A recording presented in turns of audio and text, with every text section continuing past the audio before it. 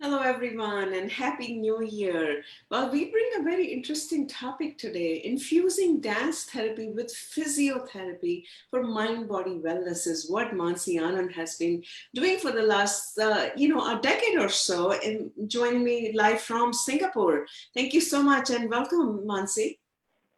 Thank you, Amita, for inviting me, and Happy New Year to you and everybody who is watching and who will be watching this. Thank you for the introduction as well. So yeah, Great. let's get started. I'm excited, yes, for this All session. right. I know you've been trained as a physiotherapist, and then later on you decided to venture into dance therapy and bringing the dance therapy into your practice. Could you Right. explain why you decided to do that? Yeah. So I essentially trained as a physiotherapist. My core base is physiotherapy in the hospitals and the clinics, and working with the elderly population, people who have stroke or who are wheelchair bound, and I've seen all sorts of the population. And when I was working in Mumbai, at that time at a center, I was just invited as a physiotherapist to observe a dance therapy session for people who were differently able. So, so at that time, I thought that hey, this concept of introducing dance, because I saw that in spite of them not being able to walk or stand, they were dancing and they were so happy, and the joy and the effectiveness of that entire session, it intrigued me to get to know more about what dance therapy is. So then I went on to further study, get a certificate of dance therapy, and that's how I started the entire process of the entire field of dance therapy was like open to me, and I just stumbled upon it, and I'm glad that I did. So yeah, so it's something that it's very relevant to today's age and time, and it's something that we should know more about, because not a lot of people know about the effectiveness of dance movement therapy in different aspects of life. So that is what my work is has been. Apart from conducting workshops and sessions, again, I like to talk about it like with yourself here, so that people get to know more about what exactly is and spread awareness about the subject and the effectiveness of it. We all know that dance is very what can I say? It's good. It makes you feel good. But when you consciously use movement and dance for a specific thing or a specific target, that's when it becomes more effective, and that is what the entire process of dance therapy is. And it definitely requires training. Not everybody, unless you go through that training, you go through the psychological aspects of it. It's not you cannot put it into action as such. Yeah. Okay, so I know that let's just understand a little bit the dance therapy. What kind of health ailments have you been helping? Different type of age groups. So we want to understand: is it only focused only on seniors, or also women, pregnant women, or your women with PCOS, or whatever demographic that we're talking about? That's number one. And number two is that what type of different ailments? For example, from depression to, like you said, the stroke patients. So could you elaborate a little bit on that? Yeah. So what is exactly dance movement therapy? Again, I'll start with the basics. It is essentially psychotherapeutic use of movement and dance in different aspects, right? And these aspects are, what we can say, we can use it either in the physically to help us physically or mentally. In the physical aspect, like in the Parkinson's patients or the differently able, you can use movement to, because their gait is imbalanced, or, the elderly population to just enhance their health, you can use it. And the mental benefits, the whole the spectrum is very wide. So dance movement therapy is essentially a part of expressive arts therapy. So like there is cognitive therapy, behavioral therapy, so many other types of therapy in the expressive arts therapy. So if you Google, you'll find there is music therapy, there is arts therapy, and then there is dance therapy as well. So that's where the entire category is. So it is essentially used for anxiety relief, panic disorders, and uh, people with eating disorders, and any communication issues, depression. So the wide range of any mental health issues, you can cover those with dance therapy. So it can either be used as an adjunct to the traditional form of therapy, like the traditional form of talk therapy, like the psychotherapy or the counseling, you can either combine it with that or you can use it individually. So what happens is I usually get patients. It's not like I don't. Sometimes I collaborate, but sometimes the people I've had people approach me that hey, I'm going through this. I have tried the talk therapy aspect of it. I'm going through it, but I want something more. I want to experience this aspect because what happens in dance movement therapy, it's not just talk, right? You're using the body, you're using the movement. So it's like a non-verbal form of communication. Movement is essentially our so when you're born, you don't really talk, right? You convey via movement, via expression. So movement is like a language. Movement is like our first language. So we harness that and we use that in dance movement. So that is the essential premise of it. So there have been a lot of studies, again being done on dance movement therapy. It is also a licensed profession in countries like USA, Canada, Australia, and even in India it is upcoming. In Singapore also it's not really a licensed profession, but there are people who are doing art and music therapy. I am one of the few people here who is doing dance movement therapy, but yes, so it's an upcoming field worldwide, but it's a licensed profession in US and Canada and Australia and the UK as well. And so it was essentially the premise of dance movement therapy was discovered by a lady called Marion Chase in the 1940s. So this entire concept is not that new. It's been around since like 1940s. And then the American Dance Therapy Association was founded on the premise of that. And that's how the entire thing grew from the US to the UK to India now. So everywhere it's upcoming now. It's like, especially during the pandemic, it has been like booming now because of so much of pressure around people on the mental and mental health aspects of that. So yeah, the uses of dance movement therapy are wide. It can be used in children, it can be used in elderly, and like you said, I've worked with women with PCOS, so I conducted like a dance movement therapy session for women who have PCOS and who are mentally and physically depressed. They have a physical health issue, so physically the movement and the dance helps them. And mentally also there is a boost or there is an uplift and there is a connect between their mind and bodies because they're so disconnected from their mind and bodies that there is a disconnect and feelings of low self-esteem. So it all helps with the processes helps with that, and they just help to sync the mind and the body. That is a great that is the primary basis of dance therapy, that the mind and body are connected. That is the premise of dance movement therapy. You cannot just separate the two. And I would also like to speak about the mind body connection because I'm talking here. So we all know that the mind affects the body, and we all know that what can I say? Through via mindfulness or meditation. Again, it's a popular concept that you control the mind and you can take care of your body. But also, our body is also sending signals to our brain. So it's not just a one-way street; it's a two-way connection. So our mind definitely impacts our body, but our body and its signals are also impacting the mind. So it's like, for example, our gut.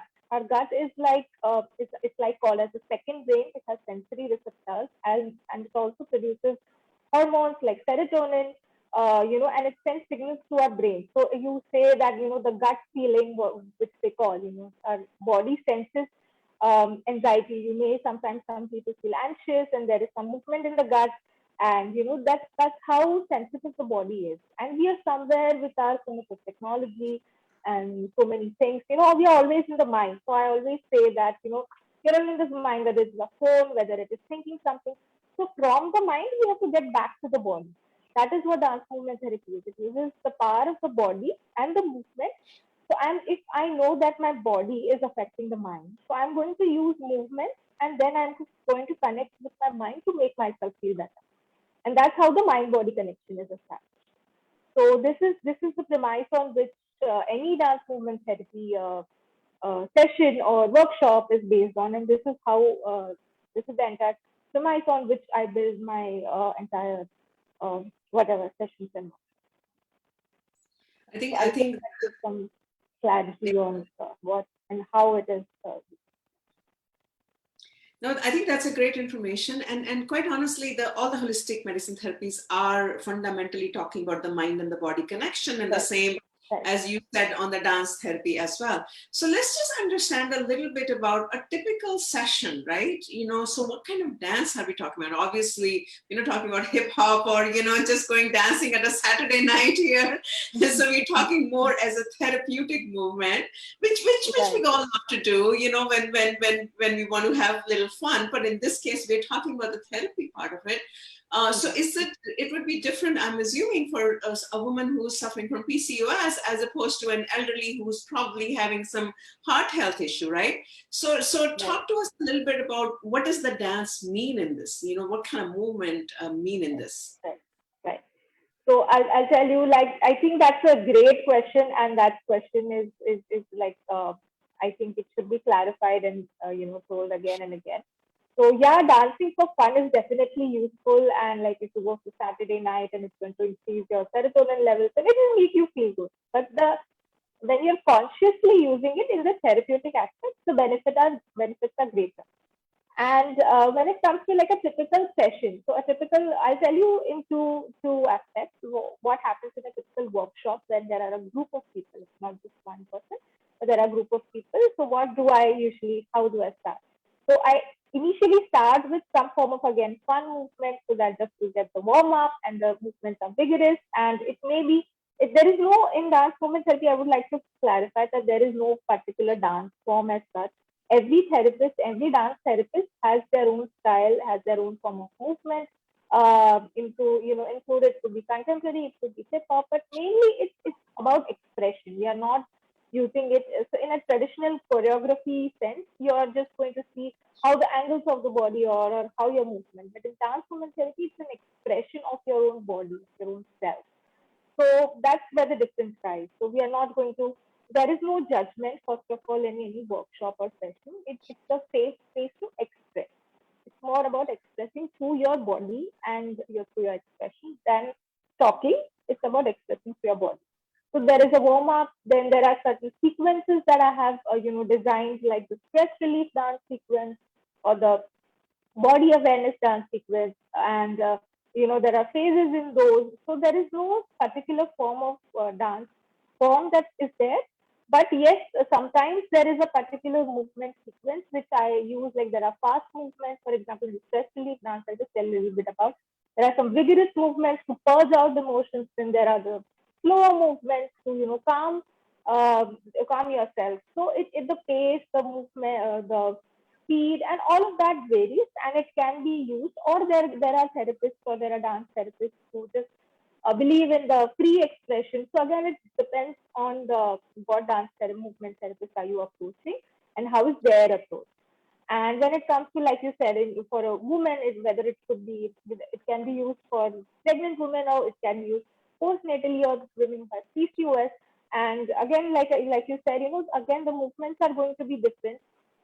For example, for someone who is dealing with PCOS, I would suggest more calmer and more movements which will help them ground themselves in their body and just connect with their body, more of body awareness, as compared to an elderly in his or her capacity. I would use more joyful movement to uplift their spirits, and the movements will be more like, hey, come on, let's do this. So this is what I've actually been doing as well. So I was volunteering and working again with an NGO here who were with the elderly population. So there I observed that their form of expression. And initially, you would think that the elderly population, they would prefer slow music, but I found it, to my contrast, that they like the peppy kind of music and they feel more uplifted.